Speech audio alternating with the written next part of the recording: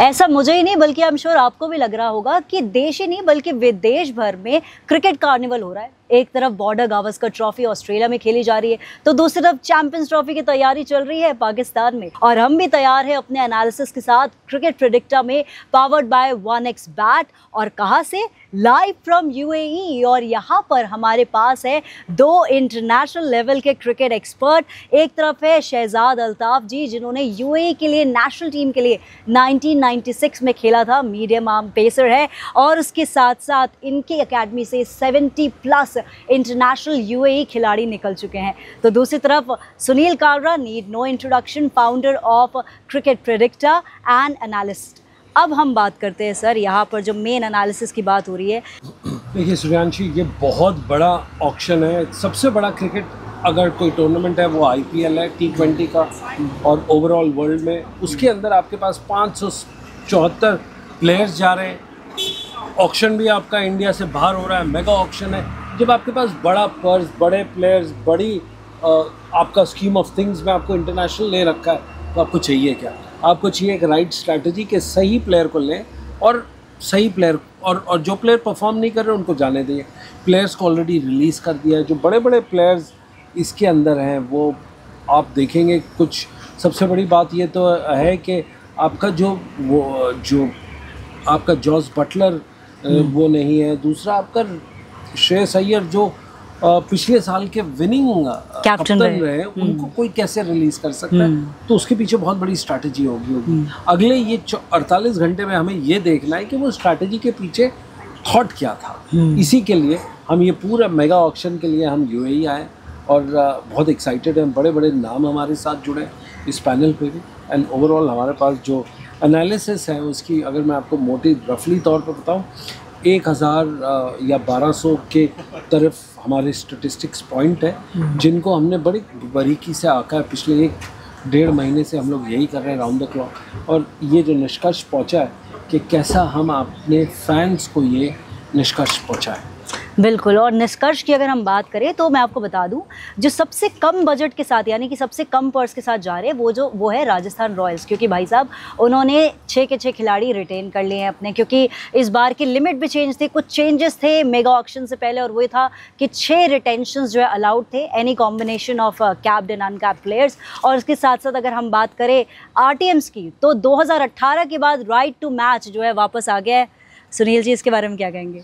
देखिए, right to match एक बहुत अच्छा पार्ट है जिसके अंदर आप प्लेयर को रिलीज भी कर देते हैं, उसका दाम भी बढ़ जाता है, फिर आप आपके पास ऑप्शन होता है राइट टू मैच। इसमें 2 चीज़ें पता चलती है या एक्सपोज हो जाती है, the intent of the owner at that point of time, कि उस वक्त उसको क्या लग रहा है, कि उसका इंटेंट कैसा है, क्या उसको रिलीज़ करना था इसलिए आरटीएम के लिए छोड़ा, या उसको उसका प्राइस जो सही तरीके से है वो देने का है। बहुत इंटरेस्टिंग। बिल्कुल। और इंटरेस्टिंग कैच ये है कि इस बार एक और नियम इसके साथ जुड़ गया है कि वो ये है कि अगर आप आरटीएम जो है लगाते हैं और विनिंग बिड अगर वहाँ पे चल रही है, तो विनिंग बिड के आगे अगर आपने आरटीएम लगाया और आपने अपने फॉर्मर प्लेयर को लेने की कोशिश की, जो विनिंग बिडर है उसके पास एक मौका आखिरी होगा फाइनल बिड लगाने को। और अगर उसने फाइनल बिड लगा ली, ये बड़ा इंटरेस्टिंग पॉइंट है, RTM will match the winning bid as previously, but the winning bidder will get one last chance to increase the bid. If the team will use RTM, it will be sold to the parent. Yes, and then it depends on कि RTM वो use करेंगे आगे और match करेंगे उस bid को या नहीं। लेकिन अब अगर हम बात करें अल्ताफ जी, जो सबसे ज़्यादा बड़ी टीम है जिसको कहेंगे, जिन्होंने ट्रॉफी जीती है 10 साल बाद ट्रॉफी जीती, वो है KKR। तो ये जो किंग खान है, इनकी जो टीम है, इनका किंग तो मिसिंग है यानी कि श्रेयस अय्यर। लेकिन ओपनर की अगर बात करें तो ओपनर भी मिसिंग है। मेरे ख्याल से जो फिल सॉल्ट हैं वो काफ़ी टाइम से इनके पास खेल रहे हैं और अच्छा भी खेल रहे हैं। मेरा ख्याल इनको उन्हीं के साथ जाना चाहिए। बाकी सुनील नारायण तो मेरा ख्याल जब आप देखा जाए तो गौतम गंभीर के उन्होंने इनको लेके आए, चांस दिया। ये बिल्कुल बैट्समैन नहीं थे, बल्कि उसके बाद इन्होंने अच्छा परफॉर्म किया जो KKR के लिए बहुत फ़ायदेमंद हुआ। तो मेरे हिसाब से फिल सॉल्ट को इनको लेना चाहिए। देखिए, हमें बहुत इंटरेस्टिंग थॉट आया है कि ये जो कोचेस की जो डिमांड होती है, जैसे एक फॉर एग्जांपल एक दौर था जब स्टीफन फ्लेमिंग कोच थे, तो आपके पास पूरी न्यूजीलैंड की टीम वहाँ पे आई। जब आपके पास रिकी पॉन्टिंग आए दिल्ली उसके अंदर, तो आपके पास पूरी ऑस्ट्रेलिया की टीम वहाँ पे आ गई। आप देखिए वार्नर से लेके सारे बड़े बड़े लोग वहाँ पे खेले। तो ये एक फेज वाइज होता है। अब केकेआर का कोच कौन है? केकेआर का कोच है चंद्रकांत पंडित, जो काफी हार्ड टास्क मास्टर है। रणजी जहां जाता है रणजी ट्रॉफी मैचेस जितवा देता है। खेला बड़ा तकड़ा है, शारजा के मैचेस भी बहुत खेले हैं उसने। खेलता तकड़ा है पर काम बड़ा तकड़ा लेता है, उससे भी ज़्यादा। तो अगर आप वो बन गए हैं हेड कोच वहाँ के, तो वो बिल्कुल डिसाइड करेंगे कि अपनी इमोशंस को दूर रखें और प्लेयर वही लेंगे जो इनकी ट्रॉफी को रिटेन करके दिखाएं। बिल्कुल सही बात है, क्योंकि गौतम गंभीर जो है एक लेगेसी छोड़कर गए हैं और चंद्रकांत पंडित भी एक लेगेसी के साथ इस टीम में आ रहे हैं। लेकिन सुनील जी, अगर मैं आपसे ये भी पूछूं कि फास्ट बॉलिंग में पेस अटैक पे सबसे ज़्यादा रिलाई करती है अपनी केकेआर, 67% रिलाई करती है, तो आप यहाँ पर क्या कहेंगे कि आज जाएंगे फास्ट बॉलर्स? देखिए 67% ही हम अपने फैंस को बता दें कि 67% जो बॉलिंग आज तक हुई है पिछले 2 साल में, 2 एडिशन में, ये फास्ट बॉलर्स ने की केकेआर की। उसका एक सिंपल रीज़न है क्योंकि वो खेलते भी तेज़ है और बैटिंग भी तेज़ तरीके से मारते हैं बॉल को, और बॉल जब पिच पे जाती है वो बहुत ज़्यादा तरीके से आती है। अब केकेआर में एक अच्छी बात यह है कि जो बाकी के 37% है उसमें से ज़्यादा बॉलें तो सुनील नारायण ने किए, तो जो स्पिन का कोशेंट है उनके पास वो सबसे कम है आईपीएल में। क्योंकि अगर सुनील नारायण को भी हटा दें पिछले 2 साल की बॉलिंग एनालिसिस में, तो आपको नहीं लगता कि आप 4 बॉलरों ने मिलकर मुश्किल से 30 से भी ज़्यादा ओवर्स किए होंगे, क्योंकि उनकी रिलक्टेंस है स्पिन के ऊपर, क्योंकि बड़े शॉट्स खेलते हैं, बड़े रन्स निकालते हैं और बॉल भी फास्ट डालना पसंद करते हैं। बिल्कुल। और मिचेल स्टार्क पर भी बहुत ज़्यादा पैसा लगा दिया था इसके लिए, तो यहाँ पर मुझे लगता है ये गलती नहीं करेगी केकेआर इस बार, आपको लगता है? देखिए ये तो उनका थॉट था, किसी ज़माने में चल जाए तो बहुत वाह, नहीं चले तो वही हाल हुआ मिचेल स्टार्क का, जिसकी उसने रन कितने दिए पर ओवर, आपकी अगर एवरेज देखें 10 पॉइंट समथिंग तो था लास्ट सीजन। 10 से ऊपर अगर आपका स्टार बॉलर जो हिस्ट्री ऑफ आईपीएल के अंदर इतने रन्स देता है, 24.75 करोड़ में बिका है। 25 करोड़ का, उसके साथ आसपास आप पैराफिनेलिया भी देखिए। अगर आपके पास इतना बड़ा प्लेयर बिकता है तो फ़ायदा क्या है आपका कि वो आके परफॉर्मेंस क्या दे रहा है? अगर आप उसकी पर बॉल पे लगाए तो मेरे ख्याल से कुछ 20-22 लाख रुपए का उसका आमदनी है उसकी। बट हैविंग सेड दैट, वो अच्छी बात है, बड़ा प्लेयर है, आज भी बॉर्डर गावस्कर ट्रॉफी में मैन ऑफ द मैच भी रहा है, बहुत सारे फाइनल्स भी अच्छे खेले।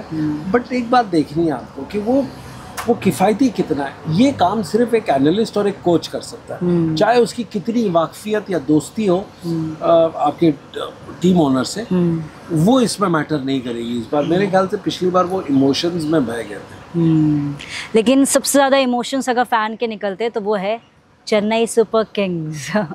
तो अल्ताफ जी, चेन्नई सुपर किंग्स का किंग तो आपको पता है धोनी है, लेकिन धोनी पर कब तक रिलाई करते रहेंगे? उसको रिटेन तो कर लिया है किसी तरह से, अनकैप्ड प्लेयर का जो नियम है वो दोबारा से रीइंट्रोड्यूस करके 4 साल बाद, तो आप इसको क्या लेते हैं कि धोनी के ऊपर क्या इतना रिलाई करना ज़रूरी है सीएसके के लिए? जी बिल्कुल, बहुत ज़रूरी है। अगर आप धोनी देखा जाए, अगर धोनी की आप खाली आईपीएल नहीं देखे, उसकी पूरी क्रिकेट की हिस्ट्री देखे, तो वो ऐसी जगह पे आके उसने ऐसे ऐसे मैच जीते हैं, मेरा ख्याल बहुत कम प्लेयर जो दुनिया में हैं जिन्होंने जीते। अगर उन्होंने इसको रिटेन किया तो एक बहुत अच्छी बात है, उसको एक रिटेन किया। तो अभी तो वो खेल रहा है, ऐसा तो नहीं है कि वो उसकी क्रिकेट ख़त्म होगी, ठीक है, वो इंटरनेशनल क्रिकेट से रिटायर हुआ है, लेकिन T20 में तो वो खेल ही रहे हैं। तो मेरे हिसाब से एक तो उनका एक्सपीरियंस और एक उनकी टीम में रहना उनके लिए बहुत ही ज़रूरी है।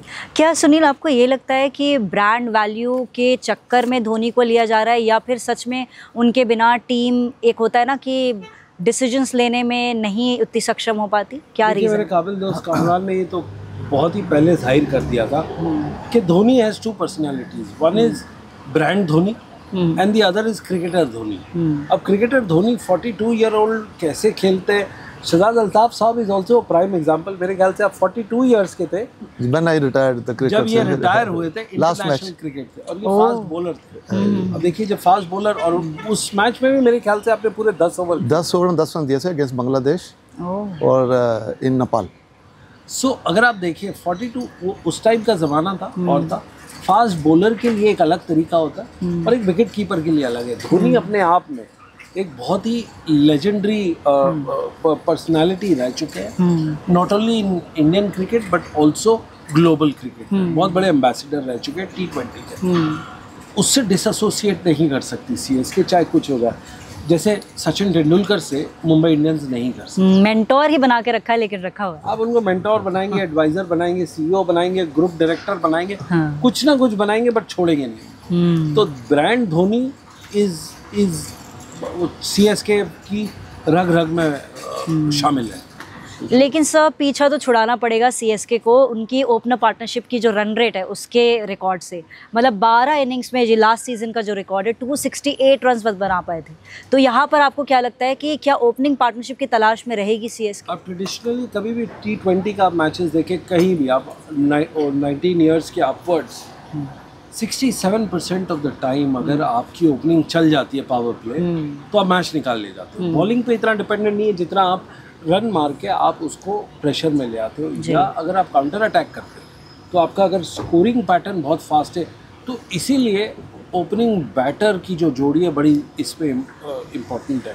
पॉइंट नंबर 2, इसका जो सबसे इम्पोर्टेंट पार्ट है कि ऋतुराज गायकवाड़ के अंदर एक सामने उसको कोई काबिल बंदा नहीं मिल रहा है जो रोटेट करे स्ट्राइक। सो आप देखेंगे majority of the bulk of the scoring is done by 2, 3, 4 in Chennai super. बिल्कुल बिल्कुल। उसके अंदर अगर आप देखें, फिर बाद में रविंद्र जडेजा आ जाते हैं और बाद में दूसरे प्लेयर्स आके जो बिट्स एंड पीसेस वाले जिनको बोलते हैं ऑलराउंडर्स, वो आके बीच में जो चलते हैं वो चल जाते हैं। धोनी ने आपने देखा होगा कि कोई बैटिंग ज़्यादा नहीं की इन द लास्ट IPL, तो उससे भी मोरल डाउन हो जाता है क्योंकि आपके पास इतना बड़ा बब्बर शेर बैठा हो पर वो पिंजरे में हो तो फ़ायदा नहीं है, आप कैसे उसको बाहर ले जाओ। तो धोनी की जो इनकी सबसे बड़ी स्ट्रेंथ इनकी वीकनेस हो कि ये बड़े प्लेयर हैं पर इनके जो रोटेशन 3, 4, 5 में है वो गेम को अटका देते हैं, और जब आपके 7 और 14 ओवर में रन नहीं बनते तब मुश्किल शुरू होती है। आप अगर लास्ट ईयर का रिकॉर्ड भी उठा के देख लें, ये बॉटम 5 के अंदर थे, टॉप 3 में नहीं थे। जो टीम ट्रेडिशनली टॉप 2 में होती है अगर बॉटम 5 में रहे तो क्या मिलता है, बड़ी मुश्किल में। पार्टनरशिप की बात करें तो हर तरह की पार्टनरशिप कॉम्बिनेशन ट्राई की गई। सचिन रविंद्र के साथ जो है ऋतुराज गायकवाड़ उतरे, फिर उसके बाद भी काफ़ी डेविन कॉनवे के साथ लास्ट टू लास्ट सीजन जो है ट्राई किया था। लेकिन वही है कि ओपनिंग पार्टनरशिप जो है वो कहीं ना कहीं मिस मैच है यहाँ पर। अगर हम धोनी की बात करें, हमने ब्रांड वैल्यू की तो बात कर ली, लेकिन धोनी का एक रिप्लेसमेंट विकेट कीपर के तौर पे भी ढूंढना पड़ेगा। ऑल्दो लास्ट सीजन हमने देखा उन्होंने कुछ क्विक रिफ्लेक्सेस दिखाए जो कि अमेजिंग थे, लेकिन उनका रिप्लेसमेंट मिलेगा कैसे सीएसके को? देखिए, धोनी का रिप्लेसमेंट ओवरऑल T20 क्रिकेट में मिलना बड़ा मुश्किल है। वो एक बहुत बड़ा लेजेंड हो चुका है, था और रहेगा। ये एक आइकॉनिक स्टेटस जो सचिन तेंदुलकर के बाद किसी ने उसको एक्वायर किया वो है Dhoni, pure because of his run chasing ability, purely because of his trophy जीतने के हिसाब से, और प्योरली बिकॉज उसका जो ब्रांड बना है उसके साथ। Wicket keeper, thinker, smart finisher, winner of the trophy, ये 4-5 चीज़ें बड़ी इंपॉर्टेंट होती है क्रिकेट में। और अगर एक प्लेयर के पास you have all the 4 things तो लगता है कि ये बहुत बड़ा मल्टी यूटिलिटी प्लेयर है।